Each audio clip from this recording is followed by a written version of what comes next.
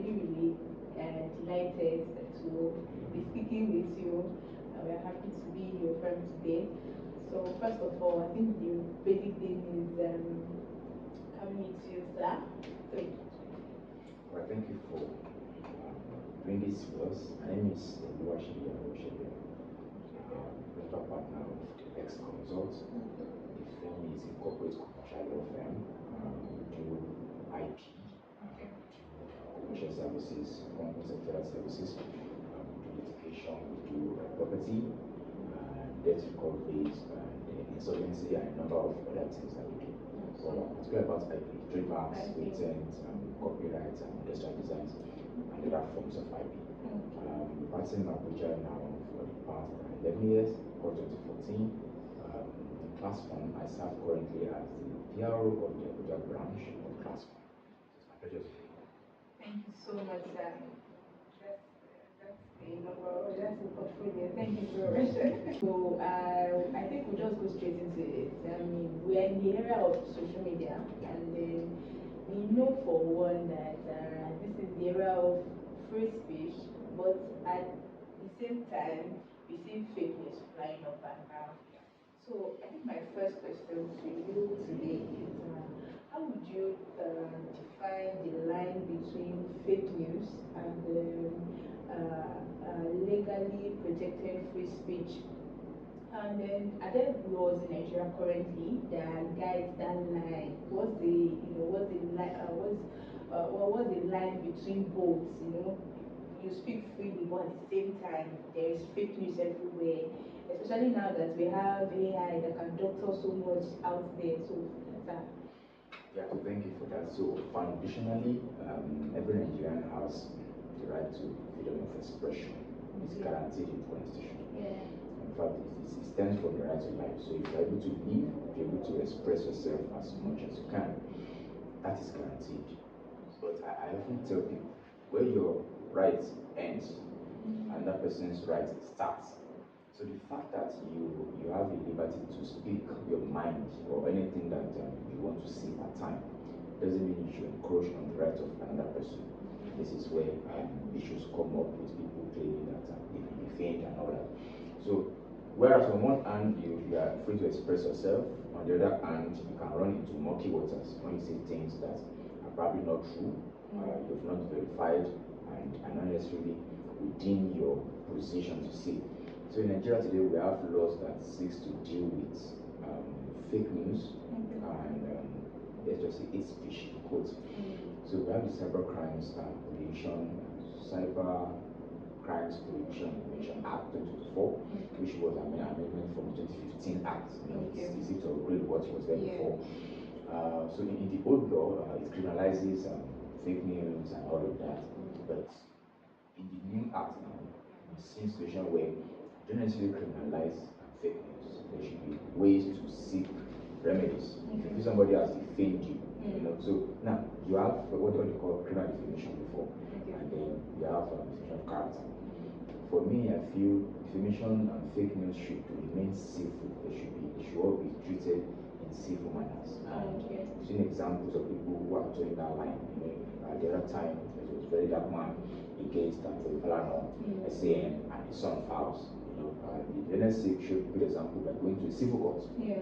Whereas you have other Nigerians, because of the influence they have, the powers they have, going through the criminal angle to press criminal charges against persons who they allege have defamed their characters. So they bring up criminal defamation against them.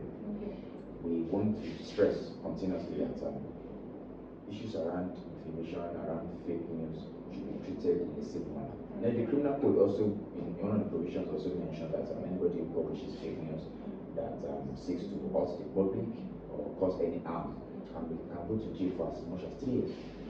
But what we are proposing, what we are canvassing for going forward is that when somebody expresses themselves, when somebody publishes anything online, it shouldn't be treated as a crime, even though the person has committed an alleged wrong. Whoever feels aggrieved by that publication, by that speech, should go to the civil court and obtain remedy. So, like we said earlier, the Constitution guarantees the freedom of speech, expression, but there are laws that also seek to curtail the extent of your expression. Because when you finish talking, somebody's rights may have been infringed on. I give an instance. Somebody is terminally ill and is getting treatment in a secret place, trying to recover and all that. Because I stumbled on that information, I shouldn't run to the internet and say, this person is terminally ill. He may die at any moment, his kidney is failing. I am already infringing somebody's privacy. Yes. Even though I'm expressing myself based on what I know, but I'm already infringing on somebody else's right. So the thing, and as much as you have the right to speak, consider the right of another person who may be aggrieved by what you say. Thank you. Then lay the foundation, for us to build further on, and I think that I'm sure that people who end up watching this will find something to bring out of it. So thank you so much, sir. So now I think I would like to, dwell more on the social media aspect now. And I know that we are currently in the age of social media. I mean, everything today is happening on social media, like everything moves on social media. But we found out that social media platforms now fact check information, which is good, right? It's good, and they remove some things from their platform. I'll give an example of I think when NSAS was going on, a couple of videos, a couple of tweets and all of that were just taken off the platform. Exactly, and everything was just cleared off. And even sometimes when some people make statements or some comments, you find out that the comment in post is deleted actually. Yes. So does this in any way infringe the right of freedom of expression? Infringe the right of these persons to express themselves? Does it? Yeah, thank you for that. So on the face of it, one might be tempted to say yes, it does. But there are arguments that speaks to the fact that it doesn't really, because you see social media companies, TikTok, X, Facebook, all of them, the Telegram and all that, WhatsApp, they have a bigger role to play to ensure that their platforms are not used to, support the public into violence. So they have a role to play.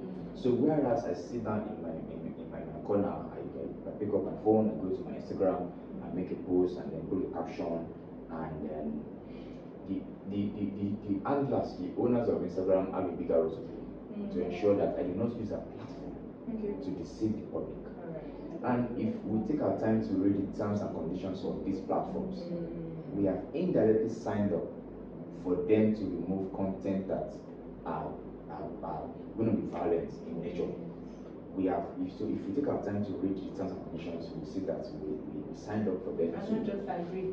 We agreed and signed up, and in fact, for them to remove such content. Because if you follow the news over time, you find out that these guys are fined by the EU from time to time for data breach, data protection infractions, and all that.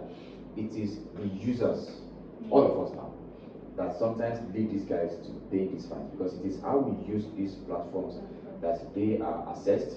It is the use of the platforms that forms up the assessments by the bigger bodies who check them.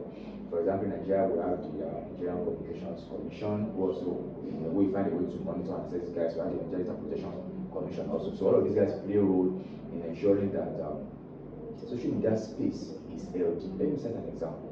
Recently, Citizens Gather, one of the CSOs I consult with, they did an advocacy campaign to the Nigerian Data Protection Commission to checkmate TikTok. Now, TikTok allows anything. I mean, anything whatsoever to be public. You can publish almost anything on TikTok. That includes underage girls flashing their bodies in the name of for money, for enticement, for whatever it is. So, Citizens Gather put out an advocacy recently and reached out to NDPC to checkmate the excesses of TikTok on underage. So, and there are results already for that advocacy. So if you're not of a certain age, you shouldn't have access to these platforms, because it's expected that people of certain age should know what to do, should know how best to express themselves on social media. Yeah, so that's okay. Thank you so much for that. And how bodies are functioning in Nigeria. I mean, now that you said it, I mean, I think, okay, I'm good now knowing that, because you don't see that a lot fly around and you're like, who is checking all these things? And just for what you mentioned, that yes, I think it should be checked as well. The age, there should be criteria to it, and I think YouTube kind of has, try as much as possible, because you have YouTube for kids, you have normal YouTube for adults. So I think these are things that we should start working on. Thank you so much for that. So let's bring it home, and we are Christians, but it's because we are Christians. First, we are here on the platform of Clasfonites. Alright, so the Bible emphasizes truth, but at the same time emphasizes grace in communication and all of that. So now the question is, how should Christian legal professionals approach the whole everything revolving around fake news? Okay, so in the first place, for us Christians, and breaking into Christian lawyers, Christian law students. Because it's a whole debate out there. Exactly. In the first place, we should play, our part by putting out correct information. Okay. Anything we're dishing out in the name of content, in the name of post, should be accurate, fact-checked information. We shouldn't post these things and then put a caveat. Information not mine. I will check for accuracy later. No, whatever you are publishing should be certain.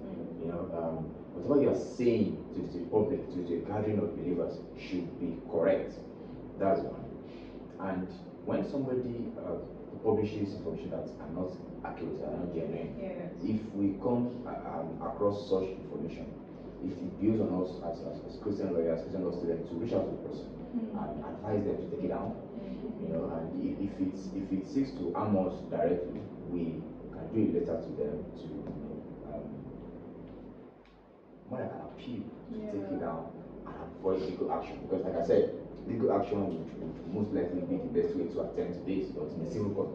So for us Christian learning students, let us put out accurate data, accurate information. Let us fact check whatever we are posting. We all have social media handles that we use to publicize our stuff and all that. My firm has one, my personal page has one. So whatever I'm putting out, I want to be proud of it. That is what we expect of all Christians, all of us generally. Whatever we're putting out, something we can defend without thinking twice. Something we can defend with evidence, with data, with research, and all that. Okay, awesome. Thank you so much for that, sir. So, one thing I would now like to ask is, we all know that there are a lot of things on social media that kind of fuel violence, they incite violence. The fact that you see this news and then everywhere, everyone is looking for how to scatter everywhere and all of that. So, how do we combat misinformation while still maintaining free speech? And I would just like to bring in the example. I remember, I think a year ago, when a lady dropped a message on X, that was formerly Twitter, then that she had just been kidnapped, and she's in trouble, she's in danger, and all of that. And for the first time, I was so surprised. You could see a community of people that rose up, they were ready, where are you, what was it, and all of that. Only for everyone to find that apparently it's just a prank. She just wanted to have a good time and all of that. And yes, the police really followed up on it. I think she was arrested later on. So while still maintaining free speech, how do we combat this menace of fake news that is everywhere? So how do we do that? If we see that person crossed the line, what that person has done, you have activated the state actors to swing into action. In the US, I learned that if you make a wrong call, a prank call to 911, and they show up at your place to respond to emergency and all that, you're going to pay for the activity that you've carried out. So if you make a wrong call to police, and it was a prank call, it's expected that you face the full wrath of God. Again, I would still say we shouldn't criminalize that act, but the person should be made to pay in a civil. Yes, should pay. Okay, so combating this time around is to appeal to everybody out there to own up to any information you are releasing to the public, because the moment you publish that information, it goes far. You never can tell how far it will go. An influencer will jump on your post and put it on a page. It can reach millions of people in seconds. It can reach hundreds of, you can't tell how many countries your post can go when you post out. So when you put out such any post whatsoever, it should be something that can be fact checked with a click on Google, or something that virtually everybody knows about. So people should stop posting the name of generating traffic to their page, the name of getting views and likes. There's no point. Yeah, I agree that some of the social medias are now monetized, but in the name of monetization, we shouldn't confuse the public, we shouldn't harm the public with information that are not correct. We should put out information that can be verified by virtually everyone. So if we all play our role, we find out that that space will be sane, it will be healthy for everyone to thrive. We will not go back to our freedom of speech. Everybody just express themselves freely, and then nobody is thinking of harming another person. But the moment we begin to use those spaces for things that are not correct, then we continue to eat up equality. Everywhere gets heated up, and then nobody's question. Police is there harassing here and there and all that. So. Thank you for that.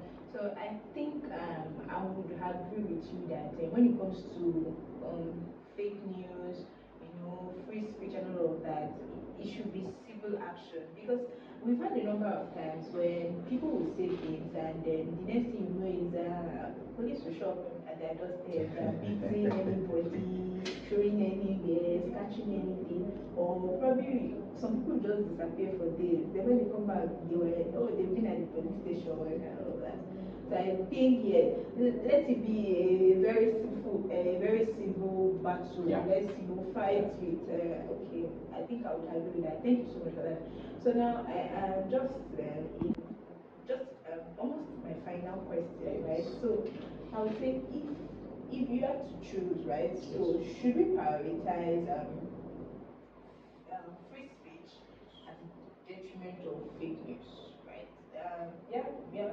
Knowing fully well that should we give room for free speech? Everyone should, say whatever you like, do whatever you like. I mean, we have to go to the everyday, daily trashing of the government and all that, everything.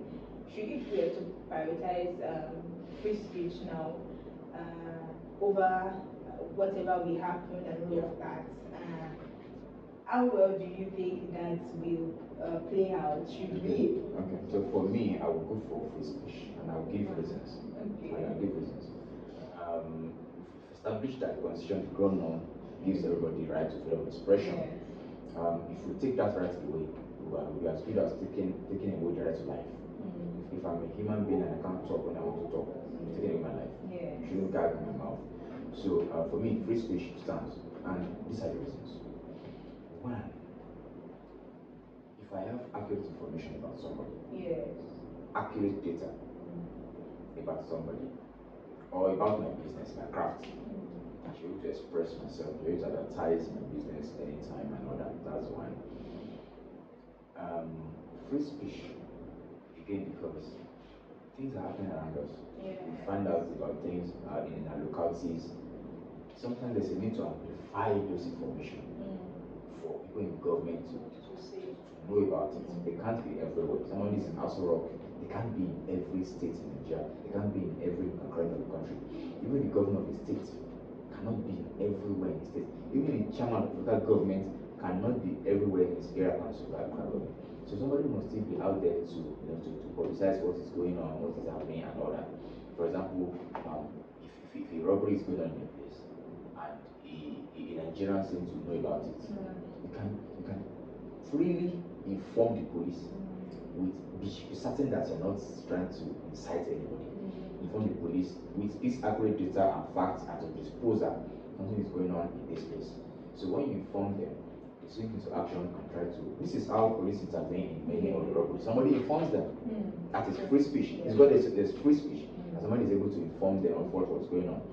Alright. So again, when somebody speaks freely, like I said, where your right ends and another person's right starts, you should be able to own up to it. As long as you can own up to what you have said, you can defend what you have said, you can stand and say, yes, I said it, and these are my facts, these are my evidence, these are my reason for saying it. If people are able to own up to what they say, I I would vote for free speech at all times. Just own up to what you say. Okay.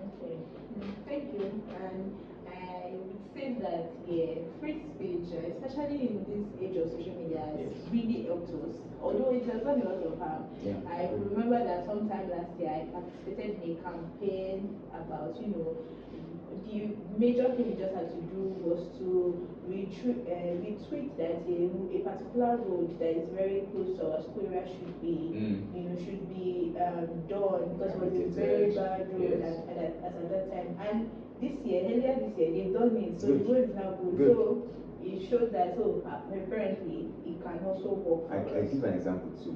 Last year I wrote a letter to the Minister of SOT. I sent hard copy to his office, which was received and endorsed, and then I published the copy of the letter everywhere on my social media, on my Facebook, on my X, on my Instagram, everywhere I know I have following. I published it. And what was my grouse? I said people on Abuja civil servants and workers, they spend hours in the rain, in the sun, trying to get to work. There are no adequate transport system in their city and all that. And even though I didn't get a verbal response to my letter, I was not called, there was no reply.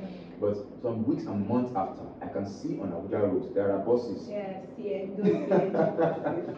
So it was the fact that I could express myself freely that made me write that letter and publish the content of the letter to the Minister of ST, right? And there are answers, there are results to that advocacy. So that's what we're saying. Awesome. It's been a very nice discourse. Thank you so much. Pleasure. It's been a learning curve as well. I personally have picked a thing or two, and that was very useful. Thank you so much for that. So, just for us to round up, what would you say to the student body? Our major audience. Yeah, good. To Christian law students, and to Christian students generally, in fact, to students, to the youth as a whole, I would admonish them to use their right to freedom of expression in a godly manner, in a way that pleases God. So any information you are dishing out, either to a group of 5 students, to the entire class, to your department mate, to your hostel mates, to the faculty, to the whole school, or anywhere on your social media, it should be information that are accurate, that are genuine, and you can defend without sweating. For example, if you ask me to describe my hometown, right? Whatever I tell you in 3 minutes should be something I can defend in another 3 minutes. Right? I grew up in a place, I should tell you about the place. I shouldn't rely on what somebody said about the place. If I'm going to rely on what somebody said, I must have fact-checked that information. So any information you are dishing out to the public, it should be accurate information, something you can defend, something you will not sweat to defend, something that will not stress you, something that will not harm anybody. For example, you are publishing information that exams will start in the next 2 weeks, and then you tweeted exams will start tomorrow. It doesn't make sense. It doesn't make sense. The information, the correct data is that exams will start in 2 weeks' time.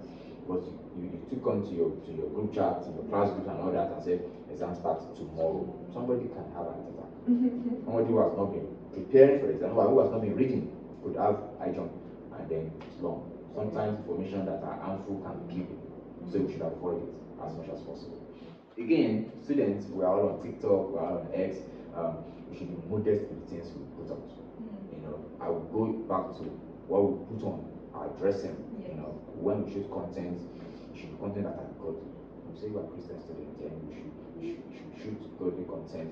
We should say things that are fine, are true, are pure, are genuine, and are good. Thank you so much for that, and thank you for having us today. We are so happy that you could spare a little bit of your time to us. Thank you so much, and we hope that some other time we'll do this on a bigger plan. Absolutely. Thank you so much, man. Thank you. Absolutely.